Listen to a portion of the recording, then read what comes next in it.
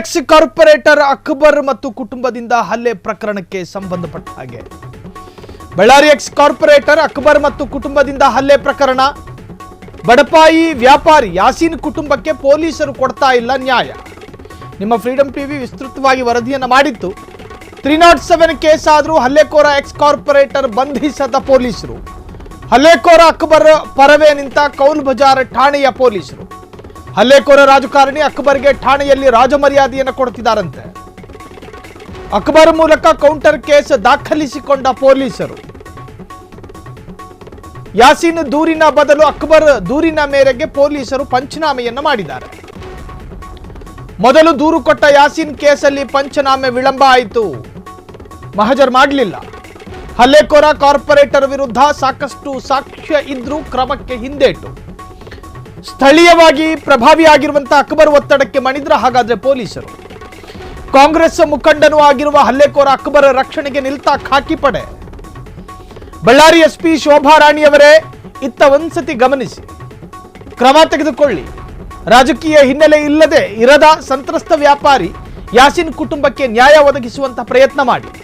ಮೇಲಾಗಿ ಇದು ಮಾಜಿ ಮಂತ್ರಿ ಶಾಸಕ ನಾಗೇಂದ್ರ ಖುದ್ದಾಗಿ ಬಗೆಹರಿಸಿದ್ದ ಪ್ರಕರಣ ಇದು. ಆದರೆ ಶಾಸಕ ನಾಗೇಂದ್ರ ಮಾತನ್ನ ಮೀರಿ ಅಕ್ಬರ್ ಕುಟುಂಬದಿಂದ ನಿರಂತರವಾದಂತಹ ದೌರ್ಜನ್ಯ ನಡೀತಾ ಇದೆ. ಶಾಸಕ ನಾಗೇಂದ್ರ ಅವರೇ, ನಿಮ್ಮ ಘನತೆಗೆ ಕುಂದುಂಟು ತರ್ತಿರೋ ಅಕ್ಬರ್ಗೆ ಬುದ್ಧಿ ಹೇಳಿ. ಇದು ಸೂಕ್ಷ್ಮವಾದ ಪ್ರಕರಣ, ಸೆನ್ಸಿಟಿವ್ ಆಗಿಯೇ ಹ್ಯಾಂಡಲ್ ಮಾಡಿ. ಸಂತ್ರಸ್ತ ಯಾಸೀನ್ ಕುಟುಂಬಕ್ಕೆ ತೊಂದರೆ ಆಗದಂತೆ ನೋಡ್ಕೊಳ್ಳಿ. ಫ್ರೀಡಂ ಟಿವಿ ಬಳಿ ಅಕ್ಬರ್ ಕುಟುಂಬ ನಡೆಸಿರುವಂತಹ ದೌರ್ಜನ್ಯದ ಇಂಚಿಂಚು ಸಾಕ್ಷ್ಯಗಳಿದ್ದಾವೆ. ಬಳ್ಳಾರಿ ಎಕ್ಸ್ ಕಾರ್ಪೊರೇಟರ್ ಅಕ್ಬರ್ ಮತ್ತು ಕುಟುಂಬದಿಂದ ಹಲ್ಲೆ ಪ್ರಕರಣ, ಆ ಪ್ರಕರಣದ ಅತ್ಯಂತ ಪ್ರಬಲವಾದಂತಹ ಸಾಕ್ಷಿ ಅಂತ ಕರೆಸಿಕೊಳ್ಳುವ ದೃಶ್ಯಗಳು ನಿಮ್ಮ ಫ್ರೀಡಂ ಟಿವಿಗೆ ಲಭ್ಯ ಆಗಿದೆ. ಪೊಲೀಸರು ಮಹಜರು ಮಾಡೋದಕ್ಕೆ ವಿಳಂಬ ಮಾಡ್ತಾರೆ. ಸಂತ್ರಸ್ತನ ಪರವಾಗಿ ನಿಂತುಕೊಳ್ಳೋದಕ್ಕೆ ಕೌಲ್ ಬಜಾರ್ ಪೊಲೀಸರು ಹಿಂದೇಟು ಹಾಕೋದಕ್ಕಿರೋ ಕಾರಣಗಳೇನು? ಅಕ್ಬರ್ ಒಬ್ಬ ಎಕ್ಸ್ ಕಾರ್ಪೊರೇಟರ್ ಅಂದ ಮಾತ್ರಕ್ಕೆ ಆತನ ತಲೆ ಮೇಲೆ 2 ಕೊಂಬುಗಳಿದೆ. ಹಾಗಾದ್ರೆ ಪೊಲೀಸರು ಏನು ನಿರೀಕ್ಷೆ ಮಾಡ್ತಾ ಇದ್ದಾರೆ?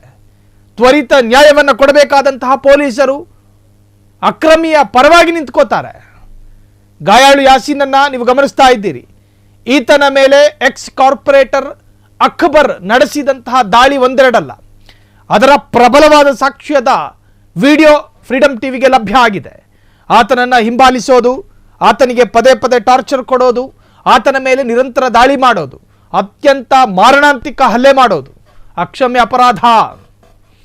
ಅದನ್ನು ಮಾಡಿರ್ತಕ್ಕಂತಹ ಯಾರ ಮೇಲೆ ಆರೋಪ ಇದೆಯೋ ಅವ್ರ ಪರವಾಗಿ ಪೊಲೀಸರು ನಿಂತ್ಕೋತಾರೆ. ಕೌಂಟರ್ FIR ಕೂಡ, ಕೌಂಟರ್ ಪ್ರತಿ ದೂರು ಕೂಡ ದಾಖಲಾಯಿತು. ಪ್ರತಿ ದೂರು ಕೊಟ್ಟಂತಹ ಸಂತ್ರಸ್ತನ ಪರ ನಿಂತುಕೊಳ್ಳೋದಿಲ್ಲ, ಸ್ಥಳ ಮಹಜರು ಮಾಡೋದಿಲ್ಲ, ವಿಳಂಬ ಮಾಡ್ತಾರೆ. ಆದರೆ ಎಕ್ಸ್ ಕಾರ್ಪೊರೇಟರ್ ಕೊಟ್ಟ ದೂರಿಗೆ ಮಾತ್ರ ಮಹಜರು ಮಾಡ್ತಾರೆ, ಮಾಡೋದಕ್ಕೆ ಹೋಗ್ತಾರೆ, ಪಂಚನಾಮೆ ಮಾಡೋದಕ್ಕೆ ಹೋಗ್ತಾರೆ, ಸಾಕ್ಷಿಗಳನ್ನು ಸಂಗ್ರಹ ಮಾಡ್ತಾರೆ. ಸೊ ಇವೆಲ್ಲವನ್ನೂ ಕೂಡ ಗಮನಿಸ್ತಾ ಇದ್ರೆ ಏನಿದು ಕತೆ? ಪೊಲೀಸರು ಯಾರ ಪರವಾಗಿ ನಿಂತ್ಕೋಬೇಕು? ಒಂದು ಕಡೆ ಪ್ರತಿ ದೂರಿನ ಪ್ರತಿಯನ್ನು ಗಮನಿಸ್ತಾ ಇದ್ದೀರಿ, ಮತ್ತೊಂದು ಕಡೆ ಎಕ್ಸ್ ಕಾರ್ಪೊರೇಟರ್ ಅಕ್ಬರನ್ನು ಗಮನಿಸ್ತಾ ಇದ್ದೀರಿ. ಸೊ ಈ ಪ್ರಕರಣದಲ್ಲಿ ಪೊಲೀಸರು ಯಾಕೆ ಮೌನರಾಗಿದ್ದಾರೆ? ಸಂತ್ರಸ್ತನಿಗೆ ಕೊಡಬೇಕಾದಂತಹ ನ್ಯಾಯವನ್ನು ಕೊಡೋದಕ್ಕೆ ಯಾಕೆ ವಿಳಂಬ ಮಾಡ್ತಿದ್ದಾರೆ? ಹಲ್ಲೆಕೋರ ಅಕ್ಬರ್ ಪರವೇ ನಿಂತಹ ಕೌಲ್ ಬಜಾರ್ ಪೊಲೀಸ್ ಠಾಣೆ ಅಥವಾ ಪೊಲೀಸರು ಹಲ್ಲೆಕೋರ ರಾಜಕಾರಣಿ ಅಕ್ಬರ್ಗೆ ಠಾಣೆಯಲ್ಲಿ ರಾಜಮರ್ಯಾದೆಯನ್ನು ಕೊಡ್ತಾರಂತೆ. ರಾಜಮರ್ಯಾದೆ ಏನು ಘನದಾರಿ ಕೆಲಸ ಮಾಡಿದಾನಂತ ಹೇಳಿ ರಾಜಮರ್ಯಾದೆ ಕೊಡೋದು? ಕನ್ನಡ ಪರ ಹೋರಾಟಗಾರನವನು. ಅಕ್ಬರ್ ಮೂಲಕ ಕೌಂಟರ್ ಕೇಸ್ ದಾಖಲಿಸಿಕೊಂಡಂತಹ ಪೊಲೀಸರು. ಆದರೆ ಯಾಸೀನ್ ದೂರಿನ ಬದಲು ಅಕ್ಬರ್ ದೂರಿನ ಮೇರೆಗೆ ಪೊಲೀಸರು ಪಂಚನಾಮೆ ಮಾಡ್ಕೊಂಡಿದ್ದಾರೆ. ಮೊದಲು ದೂರು ಕೊಟ್ಟಂತಹ ಯಾಸೀನ್ ಕೇಸಲ್ಲಿ ಪಂಚನಾಮೆ ವಿಳಂಬ. ಗಾಯಾಳು ಯಾಸೀನ್ ದೇಹದ ಮೇಲಾದಂತಹ ಗಾಯಗಳನ್ನು ದೃಶ್ಯದ ಮುಖಾಂತರ ನೀವು ಗಮನಿಸ್ತಾ ಇದ್ದೀರಿ. ಅತ್ಯಂತ ಬರ್ಬರವಾಗಿ ಆತನ ಮೇಲೆ ದಾಳಿ ಮಾಡಲಾಗಿದೆ, ನಿರಂತರವಾದಂತಹ ದೌರ್ಜನ್ಯ. ಆದರೆ ಆತ ಎಕ್ಸ್ ಕಾರ್ಪೊರೇಟರ್, ಸ್ಥಳೀಯವಾಗಿ ಗುರುತಿಸಿಕೊಂಡಿದ್ದಾನೆ, ಸ್ಥಳೀಯವಾಗಿ ಪ್ರಭಾವವನ್ನು ಬೆಳೆಸ್ಕೊಂಡಿದ್ದಾನೆ. ಒಂದಷ್ಟು ಚೇಲಾಗಳು ಆತನ ಹಿಂದೆ ತಿರುಗಾಡ್ತಾರೆ. ಆತನ ಕಾರ್ ಹಿಂದೆ 10 ಕಾರುಗಳು ಬಂದು ನಿಂತ್ಕೊತಾವೆ. ಇವೆಲ್ಲವೂ ಕೂಡ ಆತನಿಗೆ ರಾಜ ಮರ್ಯಾದೆ ಸಿಗೋದಕ್ಕೆ ಕಾರಣ ಆಯ್ತಾ? ಎಕ್ಸ್ ಕಾರ್ಪೊರೇಟರ್ ಅಂದ ಮಾತ್ರಕ್ಕೆ ಮಾಡಿದ್ದೆಲ್ಲವೂ ಕಾನೂನು ಅಂತ ಹೇಳೋದಕ್ಕಾಗಲ್ಲ. ಆತ ಮಾಡಿದ್ದು ದೌರ್ಜನ್ಯ ಎಂದಾದರೆ ಪೊಲೀಸರು ದೌರ್ಜನ್ಯವನ್ನು ಹೆಂಗೆ ನೋಡಬೇಕು ಹಾಗೆ ನೋಡಬೇಕು. ಎಕ್ಸ್ ಕಾರ್ಪೊರೇಟರು ಶಾಸಕ ಮತ್ತೊಂದು ಮಗದೊಂದು ಕಾನೂನಲ್ಲಿ ಅದಕ್ಕೆ ಅವಕಾಶ ಇಲ್ಲ. ಆದರೆ ಕೌಲ್ ಬಜಾರ್ ಪೊಲೀಸರಿಗೆ ಮಾತ್ರ ಈ ಕಾರ್ಪೊರೇಟರ್ ಅಂದರೆ ಅಷ್ಟಿಷ್ಟ ಯಾಕೋ?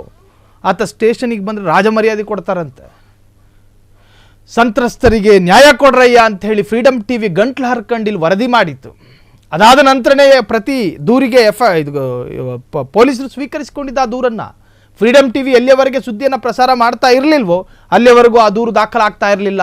ಯಾವಾಗ ಫ್ರೀಡಮ್ ಟಿವಿ ಈ ವಿಚಾರವನ್ನು ಕೈಗೆತ್ತಿಕೊಳ್ತೋ ತಕ್ಷಣ ಕೌಲ್ ಬಜಾರ್ ಪೊಲೀಸರು ದೂರು ದಾಖಲು ಮಾಡ್ಕೊಂಡ್ರು. ಆದರೆ ಪಂಚನಾಮೆ ಮಾಡಿದ್ದು ಮಾತ್ರ ಸಂತ್ರಸ್ತನ ದೂರಿನ ಆಧಾರದಲ್ಲ, ಕಾರ್ಪೊರೇಟರ್ ಕೊಟ್ಟ ದೂರಿನ ಮೇರೆಗೆ ತಕ್ಷಣವಾದ ಪಂಚನಾಮೆ ಮಾಡ್ತಾರಂತೆ. ಎಲ್ಲಿಲ್ಲದ ಆಸಕ್ತಿ. ಆದರೆ ಸಂತ್ರಸ್ತನಿಗೆ ನ್ಯಾಯ ಕೊಡಿಸೋದು ಯಾರು? ನ್ಯಾಯ ಕೊಡೋರು ಯಾರು? ಈ ದೌರ್ಜನ್ಯ, ಈ ಅನ್ಯಾಯದ ವಿರುದ್ಧ ಪೊಲೀಸರು ನಿಂತ್ಕೋಬೇಕಾಗಿತ್ತು. ಆದರೆ ಯಾರಿಗೆ ಹಲ್ಲೆ ಆಗಿದೆಯೋ, ಯಾರಿಲ್ಲಿ ಅಮಾಯಕ ಅಂತ ಕರೆಸಿಕೊಳ್ತಾನೋ ಅವನ ಪರವಾಗಿ ಪೊಲೀಸರಿಲ್ಲ. ಎಕ್ಸ್ ಕಾರ್ಪೊರೇಟರ್ ಅಂದ ಮಾತ್ರಕ್ಕೆ, ಸ್ಥಳೀಯವಾದ ಪ್ರಭಾವ ಇದೆ ಅನ್ನೋ ಕಾರಣಕ್ಕೆ, ರಾಜಕೀಯ ಅಸ್ತಿತ್ವ ಇದೆ ಅನ್ನೋ ಕಾರಣಕ್ಕೆ, ಆತನ ಕಾರ್ನ ಹಿಂದೆ 10 ಚೇಲಾಗಳು ಬರ್ತಾರೆ ಅನ್ನೋ ಕಾರಣಕ್ಕೆ ಕೌಲ್ ಬಜಾರ್ ಪೊಲೀಸ್ ಠಾಣೆಯಲ್ಲಿ ಆರೋಪಿಗಳಿಗೆ ರಾಜಮರ್ಯಾದೆ ಸಿಗುತ್ತೆ ಅನ್ನೋದಾದರೆ ಅಲ್ಲಿನ ಕಮಿಷನರ್ ಗಮನಿಸಬೇಕು, ಅಲ್ಲಿನ ಹಿರಿಯ ಪೊಲೀಸ್ ಅಧಿಕಾರಿಗಳು ಗಮನಿಸಬೇಕು, ನ್ಯಾಯ ಕೊಡಿಸುವಂತಹ ಕೆಲಸ ಆಗಬೇಕು. ಫ್ರೀಡಮ್ ಟಿವಿ ನೀವು ಎಚ್ಚರಗೊಳ್ಳುವವರೆಗೂ ಕೂಡ ಎಚ್ಚರಿಸುವಂತಹ ಪ್ರಯತ್ನ ನಾವು ಮಾಡ್ತೀವಿ. ಯಾವುದೇ ಕಾರಣಕ್ಕೂ ಬಡಪಾಯಿ ಯಾಸೀನ್ ಕುಟುಂಬಕ್ಕೆ ಅನ್ಯಾಯ ಆಗೋದಕ್ಕೂ ಬಿಡೋದಿಲ್ಲ.